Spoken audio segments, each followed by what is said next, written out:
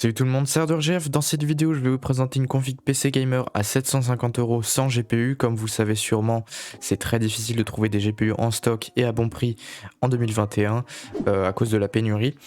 Donc je vais pas trop parler de ça dans cette vidéo, je vais juste vous parler des différents composants que je vous recommande pour 750 € de budget pour pouvoir jouer, faire un peu de montage. Du stream ça va être compliqué juste avec cette config, il faudra rajouter une carte graphique dès que ce sera possible pour vous d'en trouver une. Et donc je commence tout de suite. Donc ça va être une config qui va vous permettre du coup de jouer à pas mal de jeux, pas dans les meilleures résolutions, pas dans les meilleures performances possibles, mais ça va être quand même assez, on va dire assez efficace sur des petits jeux comme Fortnite, Valorant, CSGO. Vous pourrez, je pense, normalement jouer à Warzone. Si vous voulez un lien des benchmarks pour trouver, savoir combien vous aurez de performance sur tel jeu et tel jeu, je vous mets un lien dans la description, première ligne. Comme ça, vous pourrez voir les performances un peu de cette config sur différents jeux. Donc là pour le processeur on se retrouve avec un Ryzen 5 5600G, donc c'est un processeur à 3,9 GHz, c'est un 6 core 12 threads, c'est un très bon processeur 5ème génération, il est un tout petit peu inférieur au 5600X en termes de performance pure. Par contre il a une puce graphique intégrée, en fait dès que vous avez un G derrière la référence du processeur chez AMD Ryzen, ça veut dire qu'il y a une puce graphique intégrée. Donc ça vous permettra d'avoir un affichage directement sur le PC en branchant un câble HDMI par exemple sur la carte mère, DisplayPort, peu importe, ça dépend de la carte mère, et du coup vous pourrez brancher ça directement à votre écran pour avoir un affichage sans GPU, parce que les GPU c'est très compliqué à avoir en ce moment. Pour le refroidir, donc j'ai choisi de mettre un Arctic Freezer 34 eSport Duo.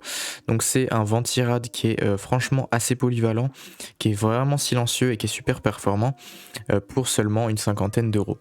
Donc vous pouvez mettre un water cooling si vous avez 20 € de plus. Par exemple, je pense au ML240 V2 de chez Cooler Master qui est excellent. Il est vraiment excellent pour Intel et pour Ryzen, AMD Ryzen, et il est vraiment pas cher, donc je vous le recommande si jamais vous avez 20 € de plus à mettre dans le budget. Pour la carte mère, j'ai choisi de mettre vraiment une assez bonne carte mère, une B550 Gaming Plus de chez MSI. Donc c'est une carte mère B550, donc c'est le dernier socket.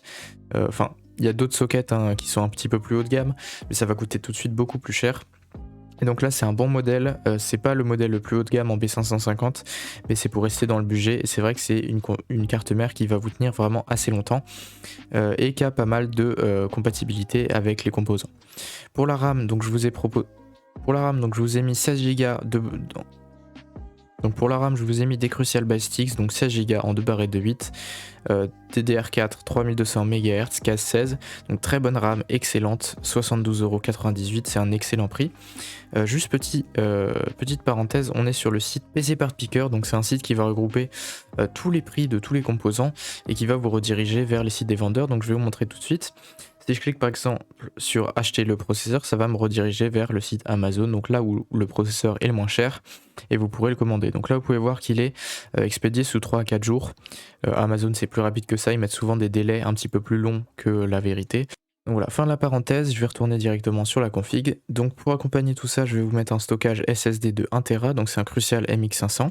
C'est pas un disque dur NVMe de 1 Tera, c'est vrai que j'aurais pu en mettre un, mais ça dépasserait de 20 € le budget. Donc si vous voulez, je pourrais vous mettre la config améliorée, du coup, enfin la même config mais un peu améliorée avec le water cooling et un autre SSD encore plus performant. Mais celui-ci est quand même excellent, il est vraiment rapide et super fiable, donc c'est pour ça que je l'ai mis dans cette config. Ensuite pour le boîtier, donc j'ai choisi de mettre un MSI MagForge 100R, donc c'est un bon boîtier, assez silencieux, franchement j'ai déjà monté 2 PC dedans. Franchement je suis plutôt satisfait, c'est pas le meilleur boîtier, en même temps pour 70 € ça se comprend, mais quand même il est vraiment pas mal au niveau de l'airflow. Vous avez 2 ventilateurs ARGB, c'est-à-dire contrôlables en façade pour ceux qui aiment les couleurs. Une vitre en verre trempé, enfin voilà, c'est un boîtier qui est assez complet, il est plutôt pas mal, et donc c'est pour ça que je vous le mets dans cette config. Et donc pour alimenter tout ça, l'alimentation, j'ai choisi une EVGA BR 600 80 plus bronze, donc c'est pas une alimentation ultra haut de gamme, mais c'est une alimentation qui est quand même vachement fiable, et 600 watts c'est largement assez pour la config. Je vais vous montrer. Si je fais Edit Part List, vous pouvez voir que la config consomme environ 170 watts, avec une carte graphique on rajoute on va dire 150 watts, voire 200 watts si vous voulez. Vous êtes clairement en dessous des 400 watts de consommation, sachant que la lime est 600 watts, vous êtes largement tranquille sur plusieurs années. Si vous avez encore un plus gros budget, je vous mettrai une autre alim encore meilleure, et je pourrais du coup vous mettre une alim modulaire. Donc je vais vous mettre le lien de cette config, donc la config celle que vous voyez là, et je vais vous mettre le lien aussi juste en dessous de l'amélioration de cette config, donc un water cooling, un SSD NVMe pour changer et une alimentation encore meilleure. Donc voilà, c'est tout pour cette vidéo, j'espère vraiment qu'elle vous a plu. Juste dernière petite parenthèse au niveau des performances, du coup je vous ai dit que je vous mettrai un lien en description pour retrouver les performances directement d'un benchmark sur différents jeux. Mais si vous voulez un petit ordre d'idée, vous serez au moins à 60 fps sur tous les jeux en 1080p.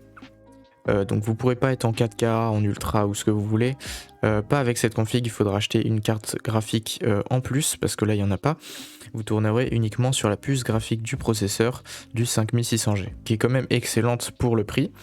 Mais qui sera pas suffisante pour faire tourner Red Dead en 4K ultra, ça c'est sûr. Par contre, ce que je vous conseille si vous voulez upgrade cette config au fur et à mesure du temps, vous pouvez mettre par exemple une RTX 3060 jusqu'à 3080 ou alors une RX 5600 XT par exemple jusqu'à 6800 XT. Voilà, c'est un ordre d'idée. Vous pouvez aussi prendre des vieilles cartes graphiques genre des GTX 1080, 1070, etc. Là, je vous conseille de faire quand même assez attention quand c'est d'occasion parce qu'il y a des gens qui l'ont utilisé pour le minage. Du coup, les cartes graphiques sont pas aussi puissantes que quand elles sont neuves. Et il y a pas mal d'arnaques aussi, donc faites très attention à ça. C'est pour ça que je vous recommande d'attendre que les GPU neufs soient en stock et redescendent en prix pour pouvoir upgrade cette config au niveau graphique en tout cas.